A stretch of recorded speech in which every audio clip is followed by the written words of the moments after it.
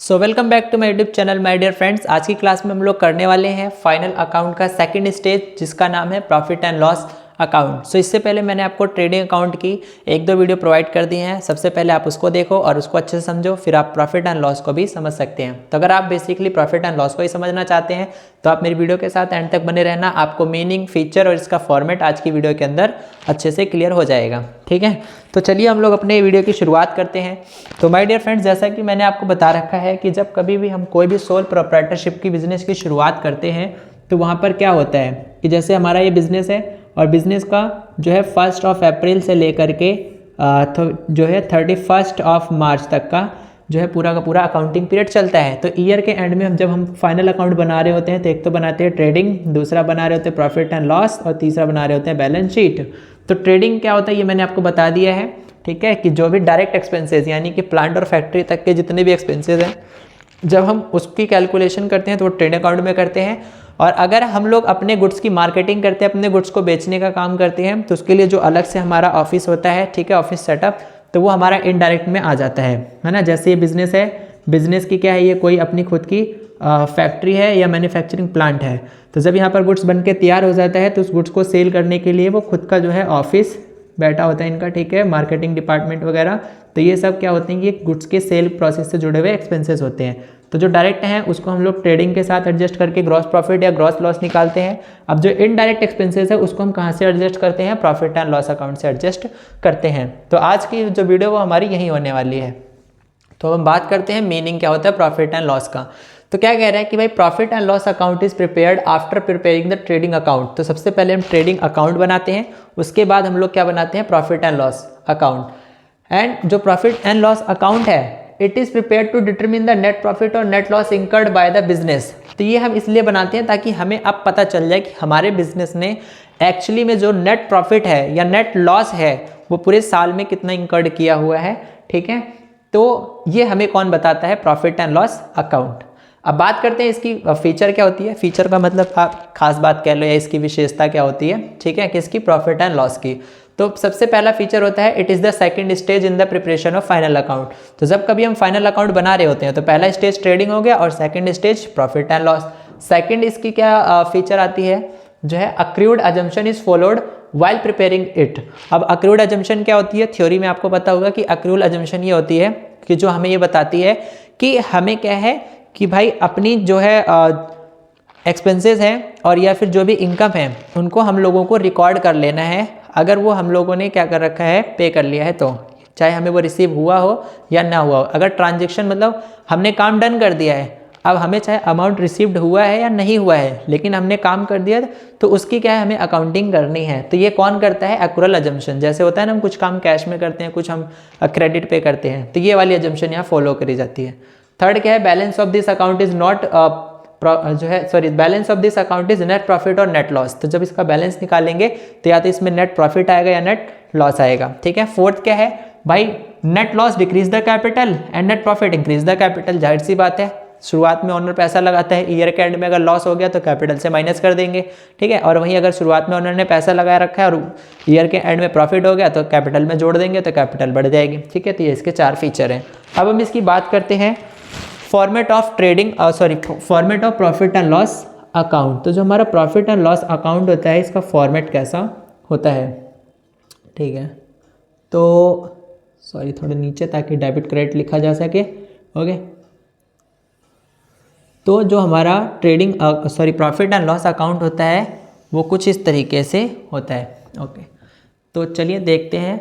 इसमें बहुत सारी चीज़ें आती हैं, जो भी हमारे इनडायरेक्ट एक्सपेंसेस आते हैं वो सब प्रॉफिट एंड लॉस के अंदर ही आते हैं। ये है डेबिट, ये है क्रेडिट।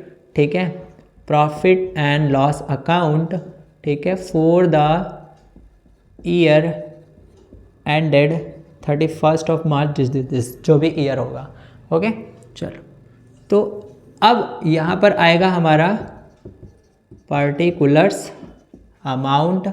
ठीक है, पार्टिकुलर्स और ये रहा अमाउंट। ठीक है, तो अब यहाँ पर क्या होता है कि हम जब कभी भी प्रॉफिट एंड लॉस अकाउंट बनाते हैं तो जितने भी हमारे इनडायरेक्ट एक्सपेंसेस होते हैं, क्या बोला मैंने, इनडायरेक्ट एक्सपेंसेस वो सब इसकी डेबिट साइड में आएंगे, और जो भी हमें इनकम या गेन्स होएगी वो कहाँ पर आएगी, क्रेडिट साइड। तो देखो सबसे पहले क्या करते हैं हम लोग, प्रॉफिट एंड लॉस अकाउंट बनाते वक्त ट्रेडिंग अकाउंट से जोड़ते हैं इसको। क्यों? क्योंकि ट्रेडिंग अकाउंट से हम लोग यहाँ पर लेकर के आते हैं या तो ग्रॉस प्रॉफिट या तो ग्रॉस लॉस। तो अगर ग्रॉस प्रॉफिट हुआ है तो यहाँ पर क्या आएगा, बाय ग्रॉस प्रॉफिट, ठीक है, बाय ग्रॉस प्रॉफिट, ठीक है, जो भी अमाउंट होगा वो हम यहाँ डाल देंगे, ठीक है। वो कहाँ से आया होगा, हमारा ट्रेडिंग अकाउंट से। और अगर वहीं लॉस हुआ होता तो हम प्रॉफिट एंड लॉस के डेबिट साइड में लिखते टू ग्रॉस लॉस, ठीक है। अब टू ग्रॉस लॉस जो भी हमारा अमाउंट होता है वो डेबिट साइड हो जाता है, ठीक। तो ये है, तो ट्रेडिंग से अगर हमें लॉस हुआ है तो उसका अमाउंट यहाँ आएगा, और ट्रेडिंग अकाउंट में अगर प्रॉफिट हुआ है तो उसका अमाउंट यहाँ आएगा, ओके।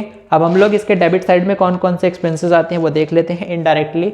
तो इनडायरेक्ट में क्या होता है कि हम थोड़ा सा इसको समझते हैं अपना। जैसे कि ये हमारा ऑफिस या स्टाफ बैठा हुआ है, तो अगर ऑफिस या स्टाफ बैठा हुआ है हमारा, तो इनडायरेक्ट में हम क्या पे करते हैं, एक तो आता है टू रेंट, है ना, जो भी हमारा रेंट जाता है ऑफिस का। अगर हमें ऑफिस के जो भी स्टाफ बैठे हुए हैं तो उनको सैलरी वगैरह भी जाती है, ओके। तो टू सैलरीज अकाउंट, ओके। साथ के साथ उनको क्या दिया जाता है, अगर कभी कमीशन वगैरह पे कर देते हैं हम लोग तो टू कमीशन अकाउंट, ठीक है। और अगर हम लोग सेल कर रहे होते हैं तो सेल करते वक्त हम लोग कुछ किराया भाड़ा भी पे करते हैं, तो उसके लिए हम जो कैरिज पे करते हैं तो उसको हम लोग बोलते हैं कैरिज आउटवर्ड। क्या बोलते हैं, कैरिज आउटवर्ड। मैंने बताया था प्रीवियस वीडियो में, इनवर्ड मतलब डायरेक्ट और आउटवर्ड मतलब इनडायरेक्ट, ठीक है। तो ये आउटवर्ड वर्ड और इनवर्ड वर्ड, इससे कंफ्यूज मत होना। तो कैरिज आउटवर्ड हो गया, साथ के साथ टू टेलीफोन एक्सपेंसेस, ठीक है, टू टेलीफोन एक्सपेंसेस, ये भी अमाउंट आ गया हमारा। और क्या आ गया, टू स्टेशनरी अकाउंट, ठीक है, स्टेशनरी अकाउंट। सबके सामने अकाउंट लगा लेना, मैंने लगाया नहीं एक दो के पीछे। टू रेंट अकाउंट, ये सब, अच्छा। और क्या आएगा हमारे यहाँ पर, to general expenses, bank charges, ये सब भी इसी के अंदर ही आएंगे। General expenses account, to bank charges account, ये सब, ओके। तो इस तरह के जितने भी इनडायरेक्ट एक्सपेंसेस है सब यहाँ डेबिट साइड आएंगे। और क्या क्या आएगा इसके अंदर, डेप्रिसिएशन, रिपेयर, ये भी आएगा। तो टू डेप्रिसिएशन, डेप्रिसिएशन क्यों आएगा कमेंट करके जरूर बता देना। और टू रिपेयर अकाउंट, ये सब भी एक्सपेंसेस यहाँ पर डेबिट साइड आएंगे।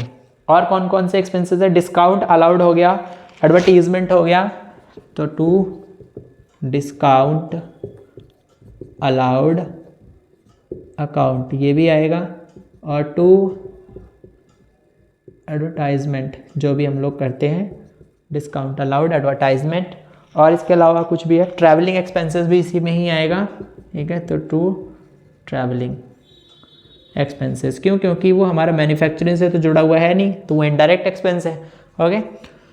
सो ये तो हो गया हमारा पूरा का पूरा। और भी बहुत सारे जो है इनडायरेक्ट एक्सपेंसेस जितने भी आएंगे, ये तो कुछ आपको जस्ट एन एग्जांपल के तौर पे देखने को मिल रहे हैं। तो जितने भी इनडायरेक्ट एक्सपेंसेस आएंगे वो सारे के सारे कहाँ पर हम लोग एडजस्ट करते हैं, प्रॉफिट एंड लॉस।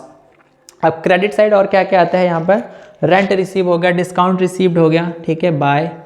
जैसे अगर हमें रेंट रिसीव्ड हो गया, पे कर रहे थे तो डेबिट क्योंकि एक्सपेंस था, अब हमें रिसीव हो रहा है तो क्रेडिट, ठीक है। और साथ के साथ बाय, डिस्काउंट अगर हम लोग अलाउ करते हैं तो वो एक्सपेंस होता है, और रिसीव हो रहा है तो इनकम है, तो इसलिए कहाँ पर जाएगी, क्रेडिट। और साथ के साथ इसके अंदर और क्या क्या आ रहा है, हमें कमीशन हुआ, कमीशन मिल गया हमें, ठीक है, कमीशन रिसीव्ड, ये भी यहीं पर आएगा। और बाय कमीशन रिसीव, रेंट अगर हम लोग रिसीव कर रहे हैं वो तो हो गया हमारा, सॉरी, ओके। कमीशन रिसीव के साथ हाँ इंटरेस्ट रिसीव्ड, हमने कहीं इन्वेस्टमेंट वगैरह करी हुई है और उस इन्वेस्टमेंट से हमें कुछ भी अगर अर्न करने को मिल रहा है तो वो हमारा इंटरेस्ट रिसीव्ड आएगा। तो अगर अब हम यहाँ पर देखो इनकी अगर हम टोटलिंग करें तो टोटलिंग करते वक्त सबसे पहले हम इनकम साइड का टोटल करेंगे, फिर उसके बाद एक्सपेंस साइड का टोटल करेंगे।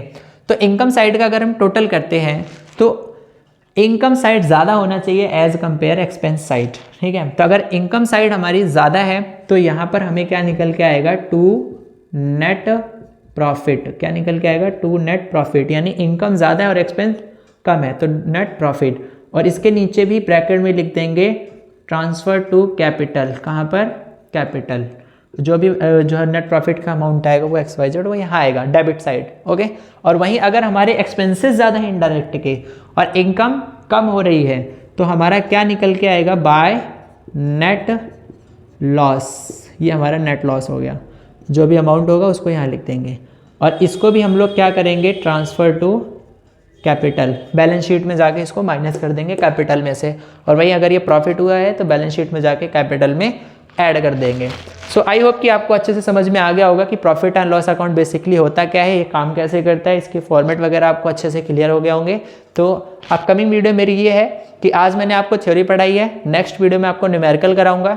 तो उसके लिए प्लीज़ चैनल को सब्सक्राइब कर लें, वीडियो अच्छा लगा है तो please like comment and share जरूर करें। तो मिलते हैं नेक्स्ट वीडियो के साथ, थैंक यू।